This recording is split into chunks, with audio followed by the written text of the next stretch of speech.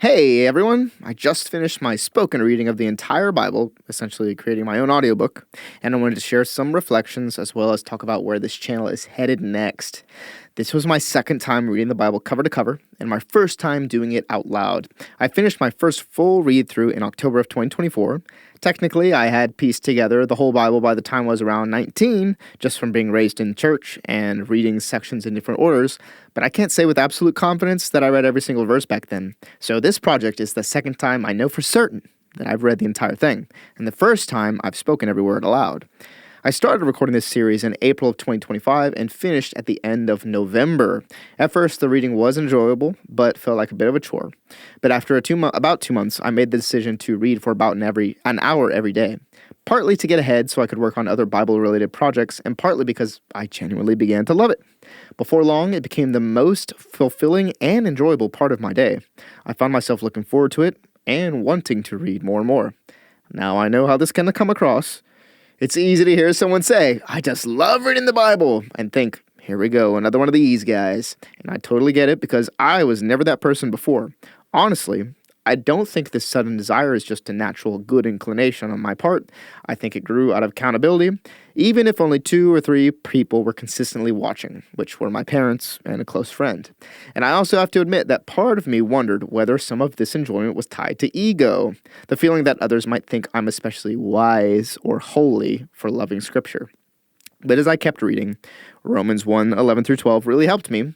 Paul talks about being mutually encouraged by each other's faith.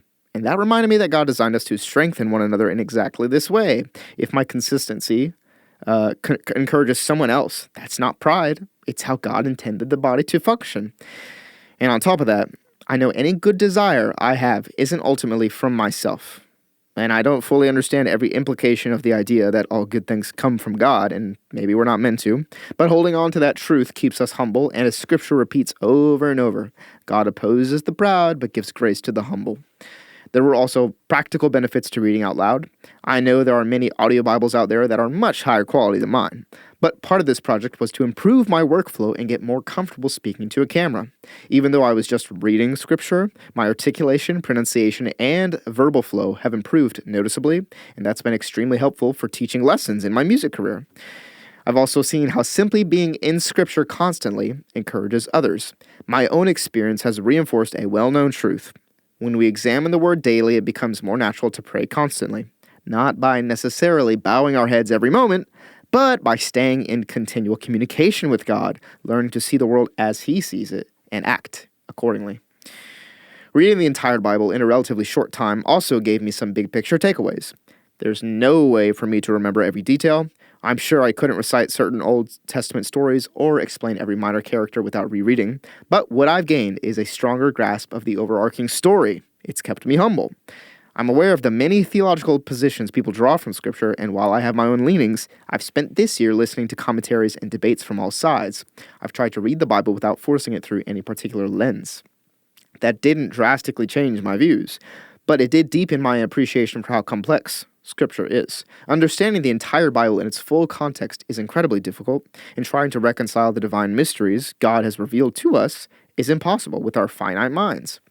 But that realization has made me more sympathetic toward different theological camps, more patient with disagreements, and more confident in the core doctrines and the overall story of God's creation. Above all, humility has been the greatest spiritual benefit I've gained from this journey. Looking ahead, the channel is going to shift a bit. Even though you're seeing this in April of 2026, I'm recording it in November of 2025. Going forward, this channel will become more apologetics focused. I recorded the rest of the Bible far in advance so I could spend time preparing my presentation on the resurrection and begin researching my next major series where I'll address the most common atheistic objections to the Bible.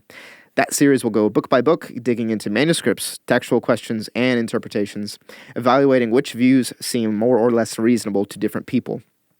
During that process, I'll also be starting another Bible in a Year plan, but this time in the ESV. I'll record it ahead of time and begin posting it in January of 2027. The goal is to read slowly and thoroughly, researching each chapter as I go so I can compile evidence and insights in real time instead of going back afterward. The resurrection presentation will serve as the foundation for the entire project, which is why it will be the first major release and why I want to perfect it as much as I can before sharing it. As Paul writes in 1 Corinthians 15:14 through 19, if the resurrection didn't happen, Christianity collapses. It is the most important event in our faith historically, theologically, and apologetically, and I want to treat it with the weight it deserves. Finally, I just want to thank every one of you who has watched any part of the Bible readings, whether a single chapter or the whole thing.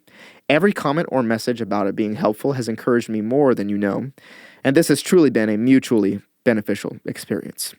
If you have any thoughts, questions, or critiques, please feel free to share them. Thank you again, and I hope to see you in the next one.